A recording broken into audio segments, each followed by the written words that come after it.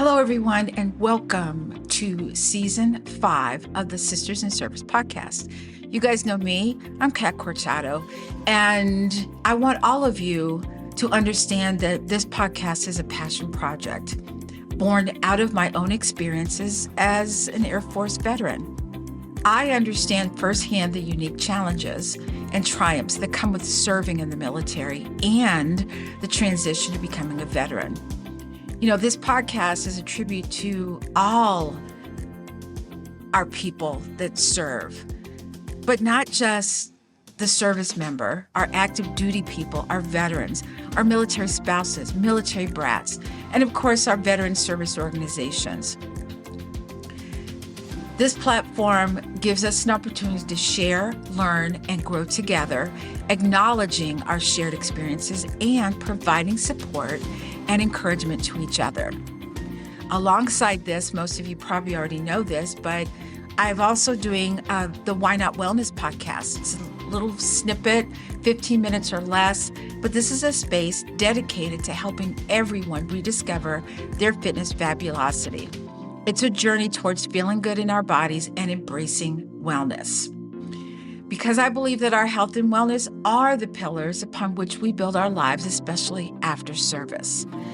I'm incredibly grateful for the support of our sponsors. The first one is Small Space Pilates, which is an online fitness platform offering live classes in strength training, stretching, and of course, Pilates.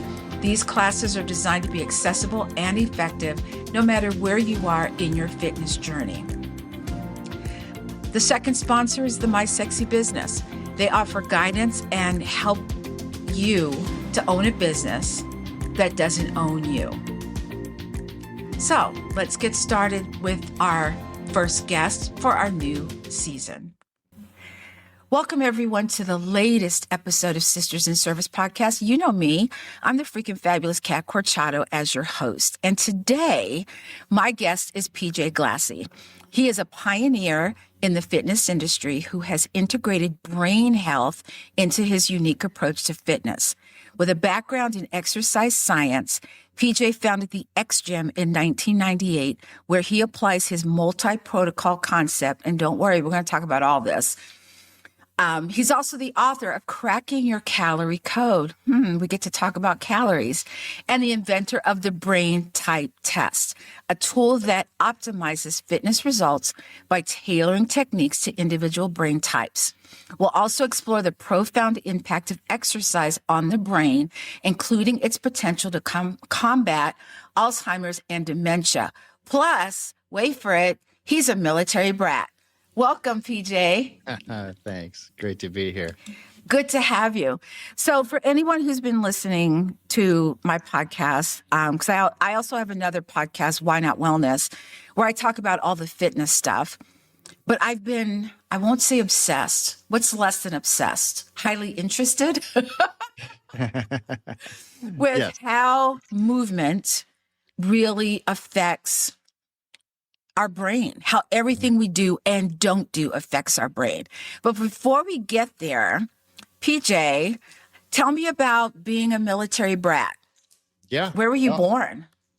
I was born in Hawaii. Dad was in the Air Force. So Yay. That's why I was born there. Yeah. Right. Oh, yeah.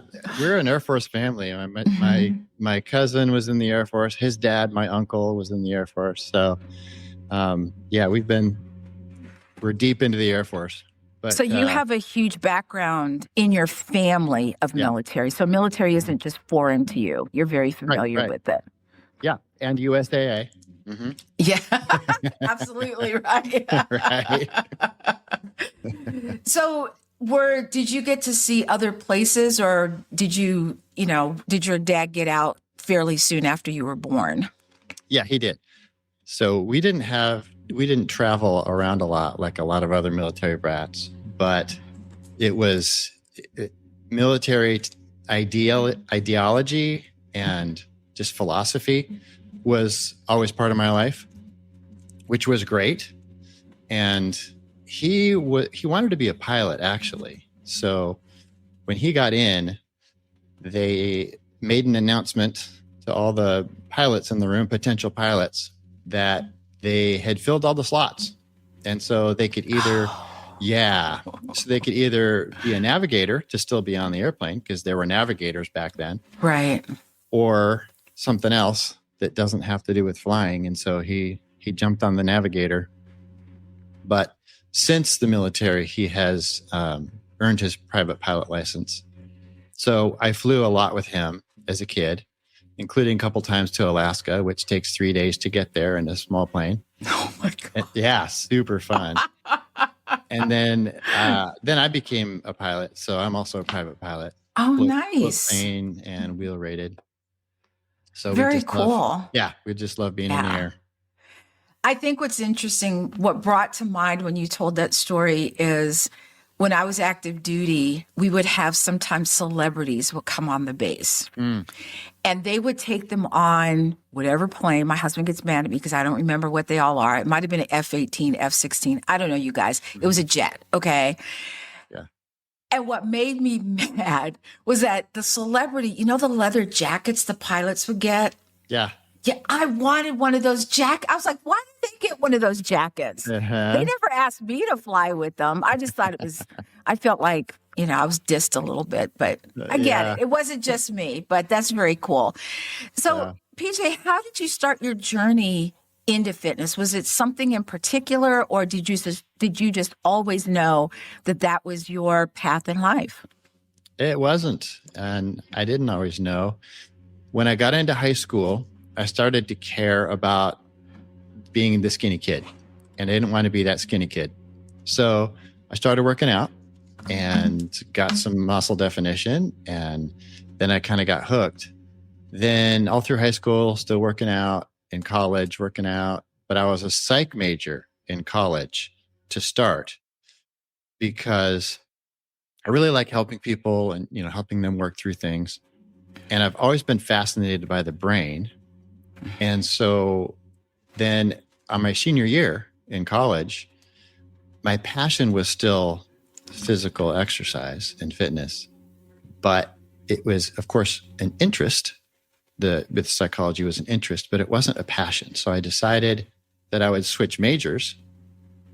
And so I graduated with exercise science, but because of all that psychology training and continued interest and passion, I combined them. So that's why the way that I do exercise with people at my gym and in our app and, all the other things that we help people with, it's brain and body instead of just counting your sets and reps and doing it that way. And our methodology is also a lot different. So it's a completely different experience, and it's very all-encompassing mental and physical stuff. Ed, I've become a little obsessed. There, I said it again. Maybe I am obsessed. I don't know. About movement. About movement in the brain. And I did a Revitalize Your Midlife Symposium, and they were all people from different health aspects. We had a brain expert, we had a microbiome expert, we had a sleep expert. And what was so unique, and I didn't even think about this until later, how everything they said came back to the brain. Yeah. What do you see in your clients and their brain? Like, do you address the misconceptions that people have about fitness? Because people still think you can spot reduce. Don't ask me why they still believe that. But what kind of things do you have to do or say that's brain related to get them to work out? Well, that's different between everybody. Mm-hmm. And I wish there were an answer for everybody, but there's not. Right. Because everybody has different personalities, they have different motivations, they have different goals. And however, all humans struggle, and they're always going to have challenges in achieving the health and fitness that they're setting out to do. It's never easy for anybody. No. But I make it easier because of the time hack that I've invented and the brain type test that I have invented. But first, I want to go back to the whole movement thing that you were talking about. Mm-hmm. And people have probably heard about blue zones where people live over 100 years. Yes. And there's several areas around the world. And those are also the very little studied hunter-gatherer societies. Same thing there. And the people that live the longest also typically have the sharpest brains. So their health span is incredible along with their lifespan. And their secret is movement. It's oxygen to the brain. Yes. And I have a lot of posts on these, but movement is the best way to get oxygen to the brain. And if you're constantly feeding the brain with oxygen, that's number one. That's the number one thing you can do for a healthy brain, but also for longevity purposes. So you can get that anti-aging hack in there as well.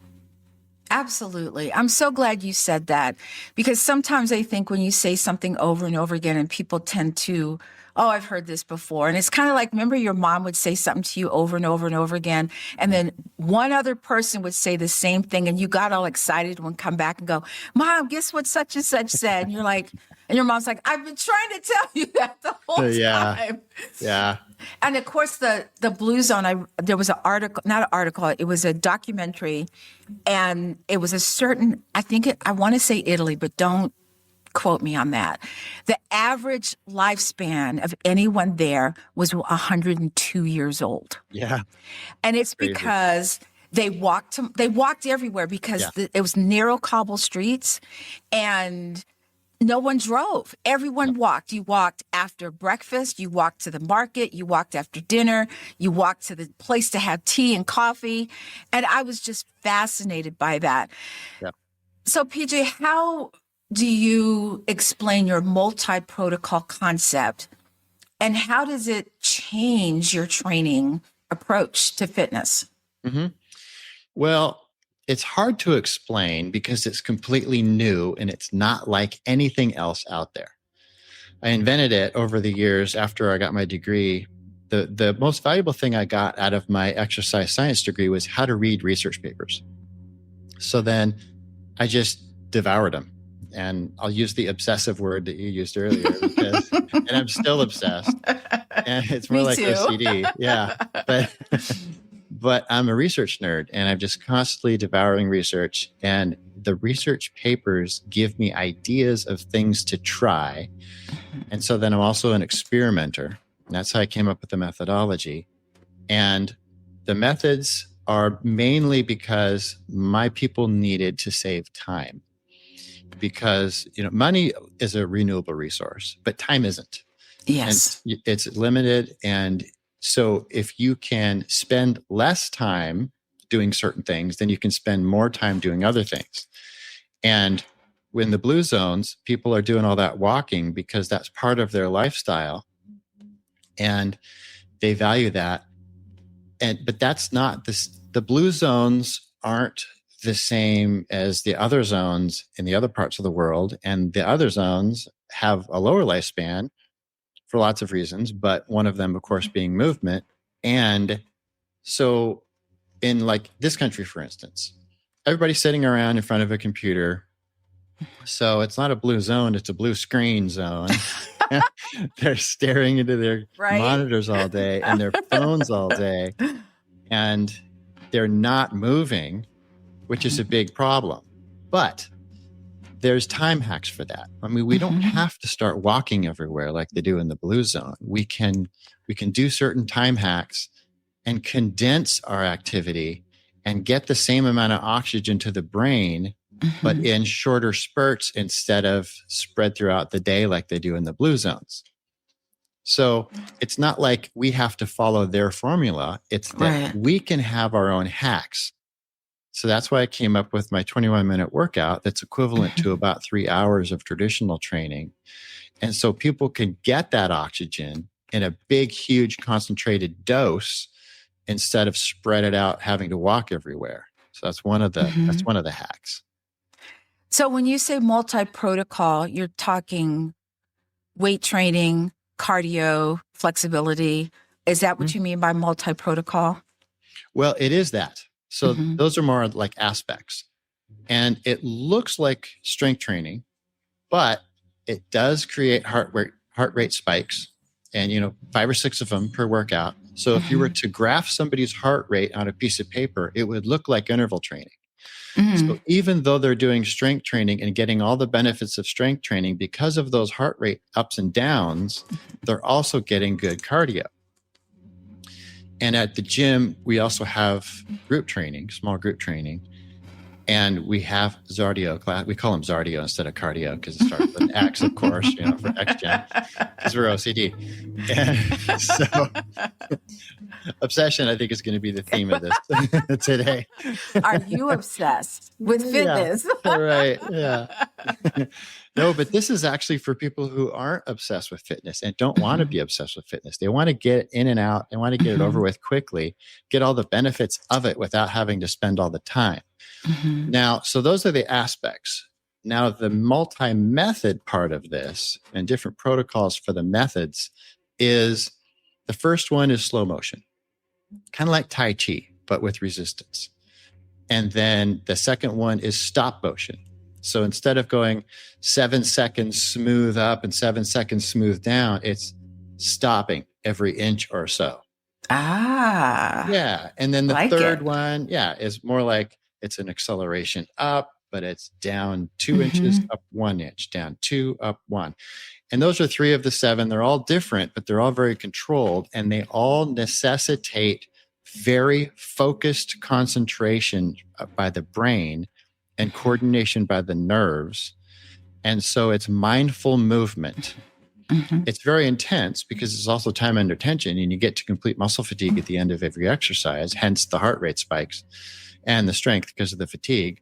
But it is very, because we're switching out the protocols, the methods every so often, we're giving people a new thing for their brain to learn and master before we switch up to a new one. So as soon as they start getting used to their routine, they're going to switch it started up to get this.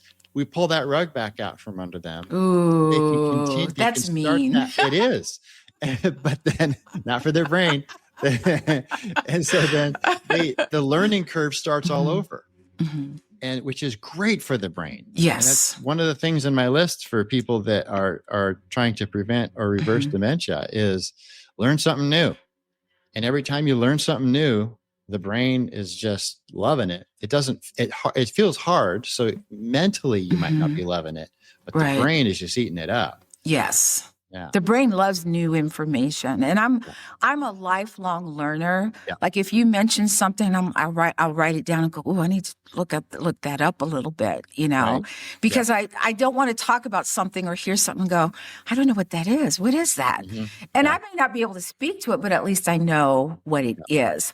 Right. I've been trying to get people to just move. As a podcast host, as anyone who owns their own business, we sit for an extended amount of time. And I want people to just get up and move, whether you're dancing. So I thought, the 11-minute workout, let's just move for 11 minutes. Yeah. So if I can get you off the couch, let's say you have back-to-back podcasts, leave it about 10 or 15 minutes in between, have a dance break, come back, and boom, your brain is on fire. That's what I love about that. Yep. So PJ, talk about when did when did it become important for you to start to talk about combating Alzheimer's and dementia? Well, it started probably about 1998. When my sister and I were pretty darn sure that mom was coming down with dementia. But she was young at the time. And so we were pretty concerned. And dad also, all 3 of us were like, yeah, this is going on. So let's get her in for testing. And in the year 2000 was when she was officially diagnosed with early-onset Alzheimer's. And so starting in 1998, when my sister and I suspected, I kind of redirected my research nerdiness from fitness and nutrition into brain science, more into brain science. And back then, we didn't really know enough to help her because the technology and the science wasn't there yet. So she passed in 2005. I'm sorry. Yeah, thanks. But I never stopped studying it. because the science was changing so fast. I knew that there would be hope for others later. And so I kept at it. And sure enough, a couple of years later, it was discovered that Alzheimer's in all stages, even the later stages, can be slowed down. Then a couple of years later, hey, it can be stopped. Then a couple of years later, hey, we can reverse this. It's not a death sentence anymore. And so that got really exciting. And since then, I've helped a ton of people with, I have a post on xgym.com about it. And the steps there's just 5 steps. I boiled it down to make it really simple. Hey, do these 5 things, and this is going to do it for you. Instead of, the 100 that I could suggest, I boiled it down and summarized it a little bit. But like we mentioned earlier, number 1 is move. Get oxygen to that brain. So along the way, I started to develop other things from this research. And what I called them were brain training exercises. So we had our physical exercises in the gym, but then we also had brain training exercises. And those were designed to help people rewire their brains to think differently. Because anybody can change their body temporarily. But if their brain doesn't change along with their body, they're going to yo-yo back to where they were because the brain is the boss. Yes. So I was thinking, well, if I can help people change their brains as their bodies are changing, then this can stick and it can be permanent. And you hear trainers all over the place telling their clients what to do as far as stuff outside the gym, nutrition and all that other stuff. But then the client will come back at least 8 out of 10 times. The client's going to come back frustrated and saying, hey, I just can't do it. I don't know what's wrong with me. And then the trainer says, well, just have more willpower. Come on, suck it up and do it. Well, oh yeah, that. Yeah. The problem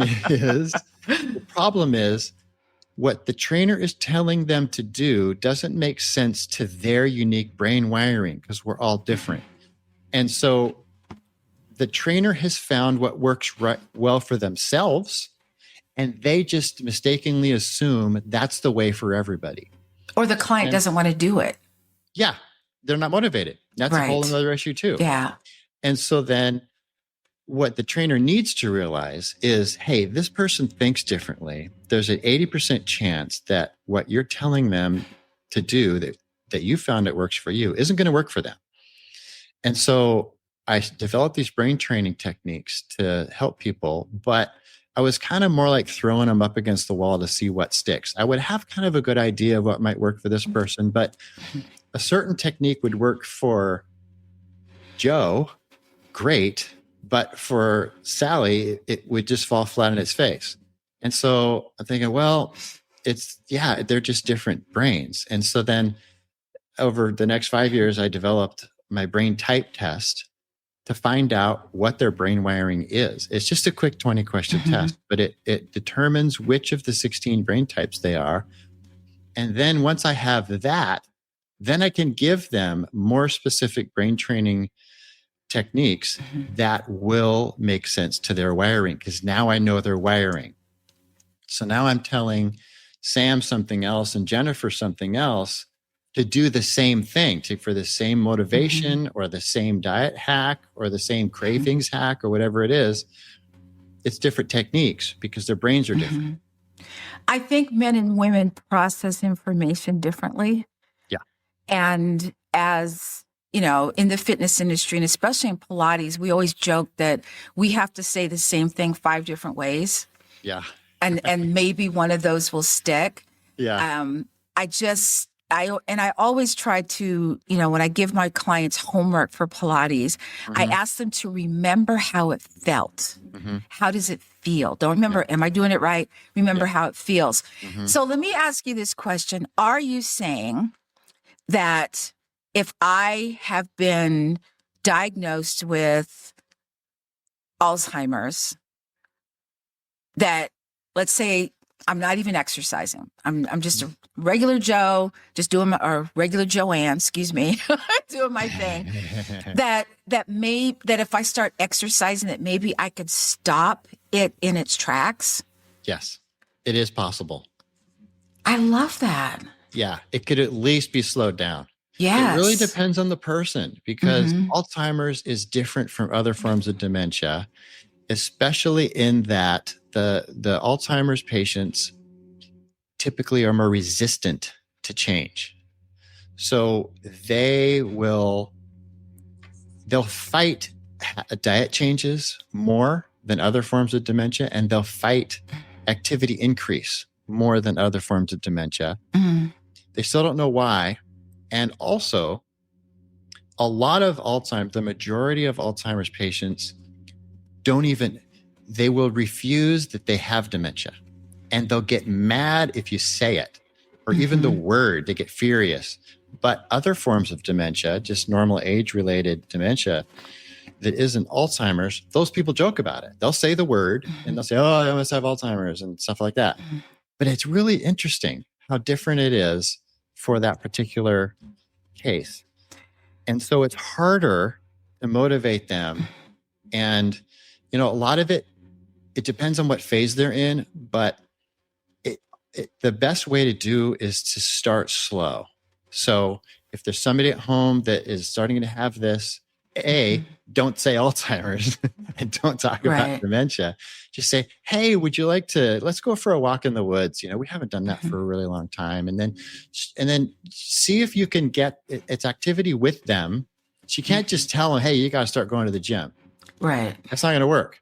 But if it can be, a bonding experience where you can be active together and it's not strenuous, especially at first, but you're getting out. And the reason I said walk in the woods is because that's the ideal. We call it forest bathing nowadays. 200 years ago, that's what everybody did. That's what everybody did, right? Now it's called forest bathing.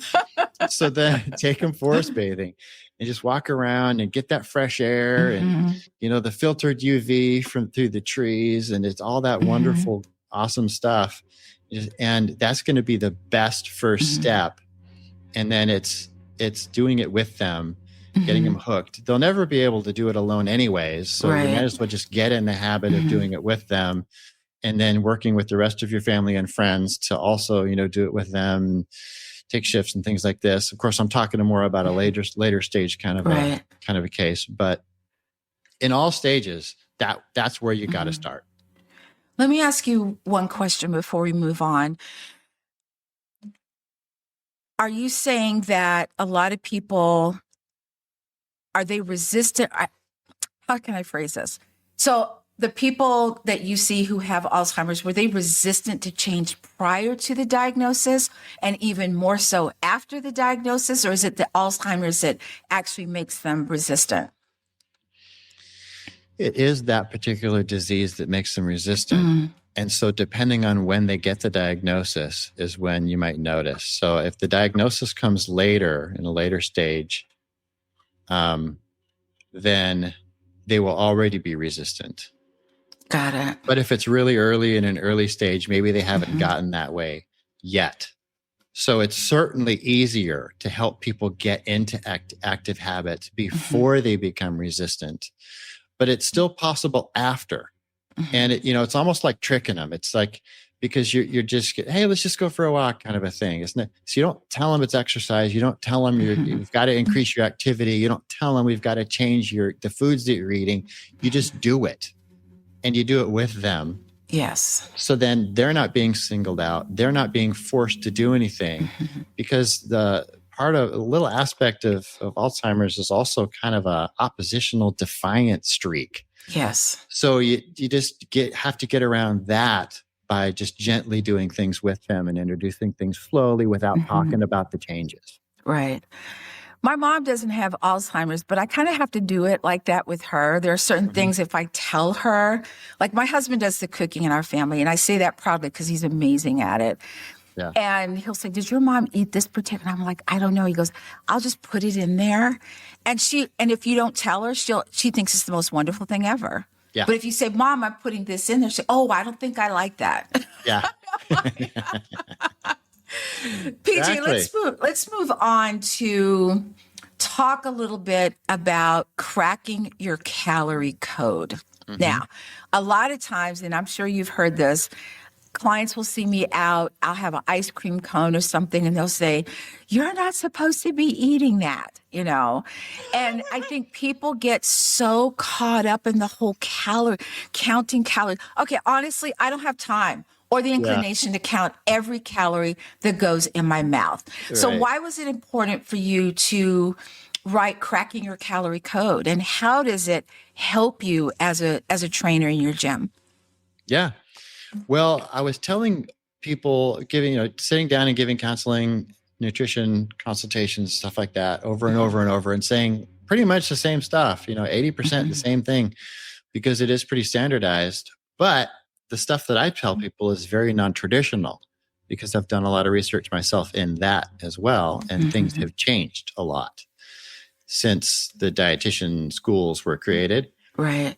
And it's really not about calories. And so what I wanted to do was, it started out as a book just basically for my members so they could read it and then get the most of the information from that, instead of us sitting down and saying the same thing over and over every time with each person.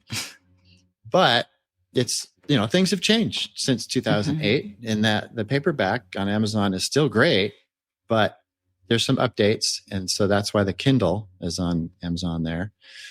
And it was mainly for a member book, but then it caught on. And so then it became more of a general population. And that's another reason for the updated Kindle. But it's really not about counting calories anyways, because calorie is a form of energy. And the law of thermodynamics, a lot of people talk about that, energy in, energy out, calorie in, calorie out. That works great if you're a car, but the humans are different, because, and the law of thermodynamics is a guide, but it's not a law in human like it is with machines.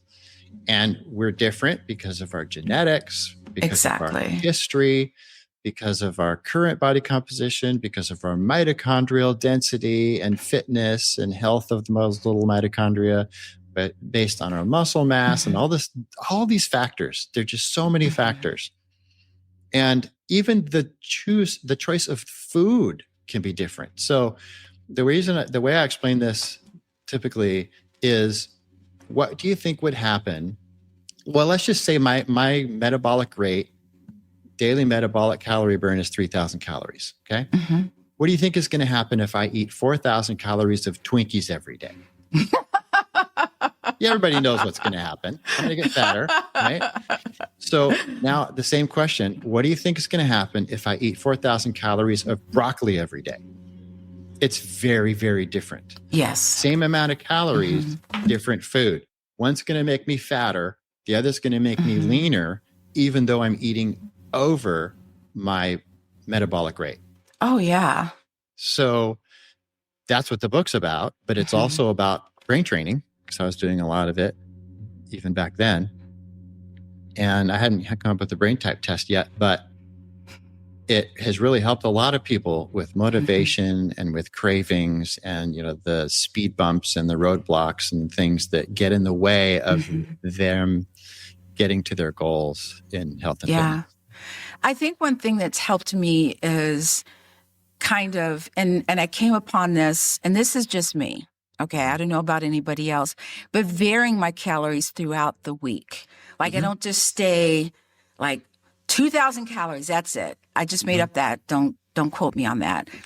But, one day I'll have a certain amount of calories. Another day, my calorie intake might go up. But I am moving every day, with the exception of Sunday, which I call Catitude Day, which I get to do whatever I want to do. There you go. But I think it's helped my body. Yeah. And I've never, I've always been athletic. I played sports.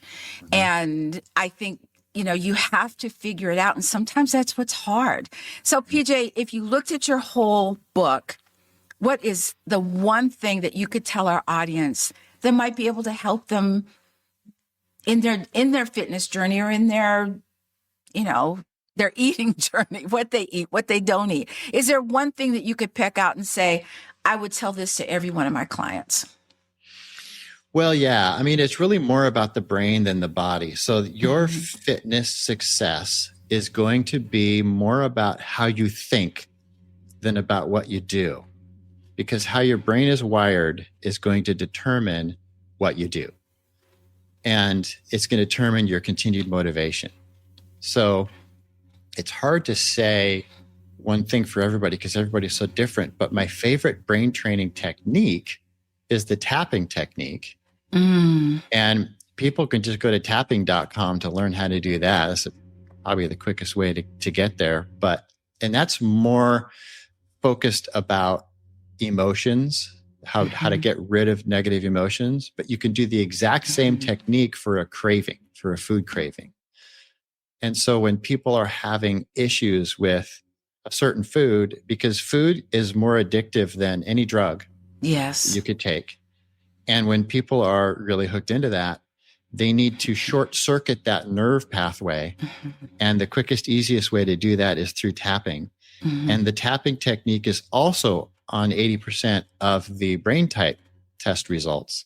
So for most of the brain types, tapping is effective. So it's very, and that's my favorite. So that's what I would tell people in a short amount of time, what to start with.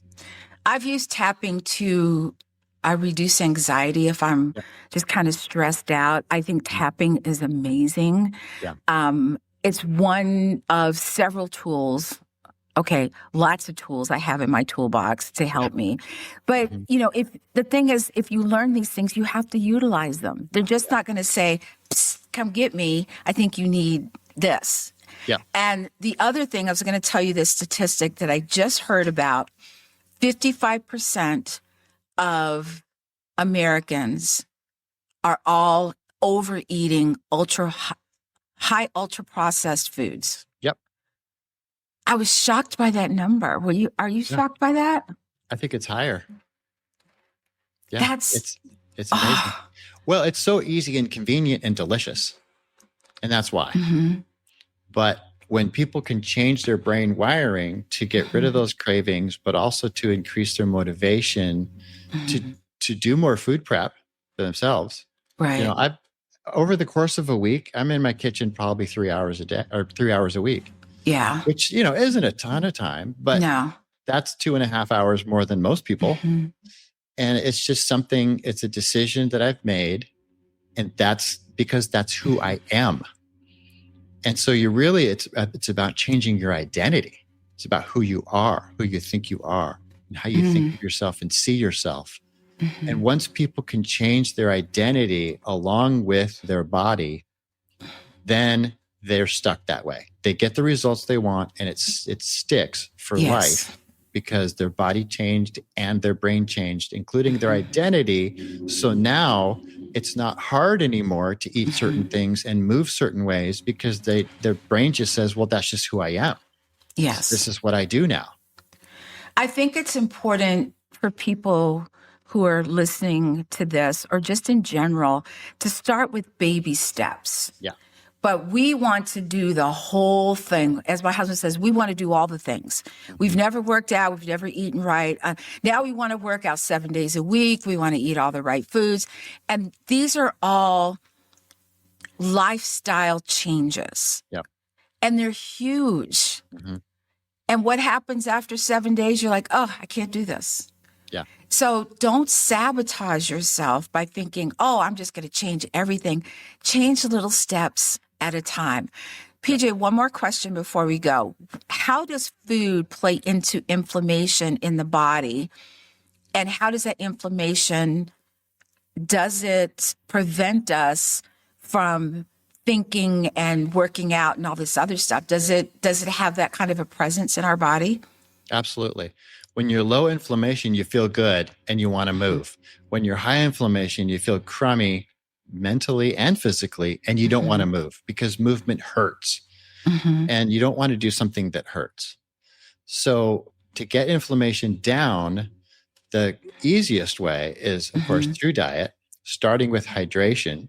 making sure Yes. that you're hydrated, not over or under hydrated. Right. But for people that weigh between 100 pounds and 250 pounds, this formula works. If you take your body weight in pounds, divide it in half, and drink that many ounces of water or other hydrating beverages, that's what you need. That's how much you need. So make sure you're doing that.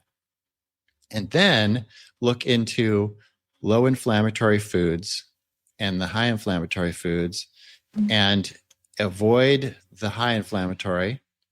Tap them Which away would be if you the need ultra to. high processed food. Yes, absolutely. Yeah, there's the vegetable oils and all, and the sugar Yes. and the fake ingredients. A lot of those foods aren't actually food. They don't even have a food ingredient in them. It's a food-like substance is what it's called, and they're super inflammatory. Yes.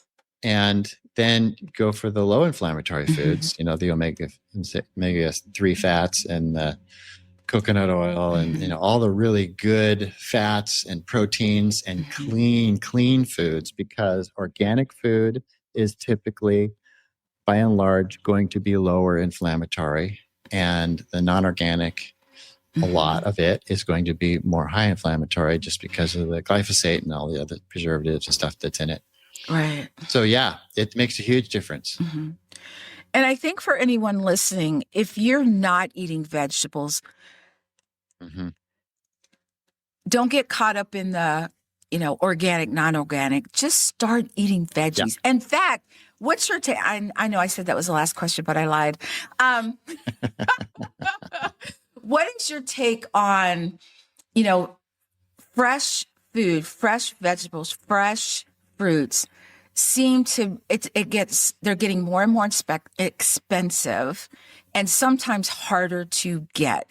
What is your take on frozen fruits and vegetables? Oh, it's essentially the same. You're going to get, in some cases, it's even better, because with fresh vegetables and fruits, you don't know how long they've been on that shelf of the store and how long it took it to get to the store. Exactly. And so a lot of those nutrients can be diminished in time. Time just does that. But with frozen, they take it fresh and they freeze it. And 95% of the nutrients are preserved in freezing. I actually have my own freeze dryer, because then I can, freeze my fruits and vegetables. But the bottom line is what you already said, is just start doing it. And when you tell people to eat fruits and vegetables, you're telling them to eat real food. That's the bottom line. Just start eating real food.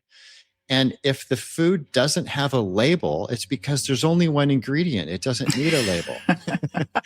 But if the food label, if the ingredient is a paragraph, then it's going to be inflammatory and really horrible for you in most cases. Yeah. I'll give you an example. My husband and I love drinking coffee. Not because I think it's going to give me energy. I just love the taste of coffee. I just do. And we used to put cream in our coffee. And my husband was looking on the back of the creamer and he goes, "There's nothing on the label that says cream or milk or anything." And he goes, now my husband's not the fitness person I am, but he's become more, acclimated as we've been married. And he goes, "We need to stop putting this." So I went from cream and sugar in my coffee to drinking my coffee black. Yeah. And it's only because I understood that I didn't want those chemicals in my body. Now, as far as, you heard me say that, I love a good cookie, a cupcake, ice cream. I will never, and I'm saying this to you, PJ, I will never give up ice cream. I love ice cream. I just don't have it every day. Yeah. And when I do have it, I don't have the carton and a spoon and I'm doing this. Right. Yeah. Yeah. Well, there's lots of different varieties of ice cream now. Yes. You can get the low carb ice cream. You can get the organic ice cream. You can get a creamy machine and make it your own. Make your own. Yeah. There's a recipe on my website for that. And, so there's lots of options. There's nothing wrong with ice cream.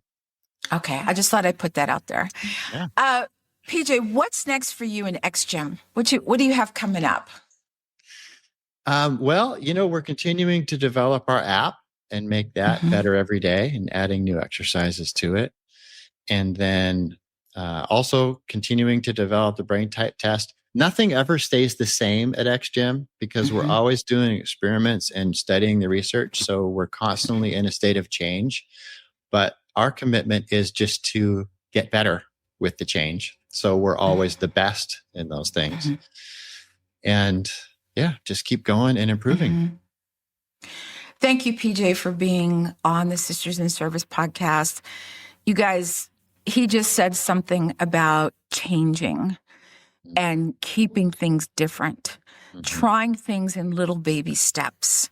I think it's important that we just start somewhere. Start with movement. Get used to, like if every Saturday you're going for a long walk and you get to the point where it's Saturday and nothing interferes with that, the girls say, hey, let's go for a walk. Let's go out. And you're like, nope, gotta get my walk in. I'll meet you guys at the mall afterwards.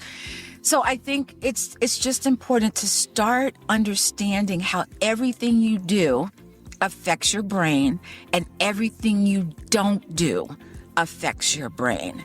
So I hope, PJ, I want you to come back and we can kind of dish about a little more about fitness and, what's involved, because people just think it's so involved. But I just want, and I think PJ wants, us to just move.